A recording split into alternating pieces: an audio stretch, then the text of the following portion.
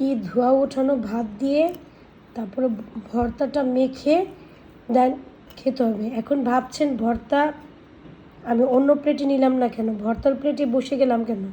আমি তো ভাই ভর্তাটা বানিয়ে বিপদে পড়ে গিয়েছি। ভর্তার কি বলবো, আমি ভাগই পাইনি, তো অল্প একটু পেয়েছি, এটার মধ্যে ভাত দিয়ে দিয়েছি। অসাধারণ হয়েছে। এরকম ধোয়া ওঠানো ভাতের সাথে খেতে হবে, কিন্তু খুবই মজা হয়েছে।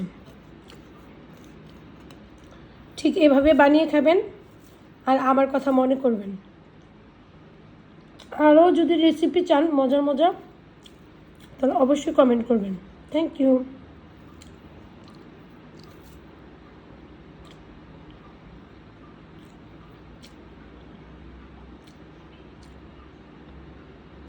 দারুণ।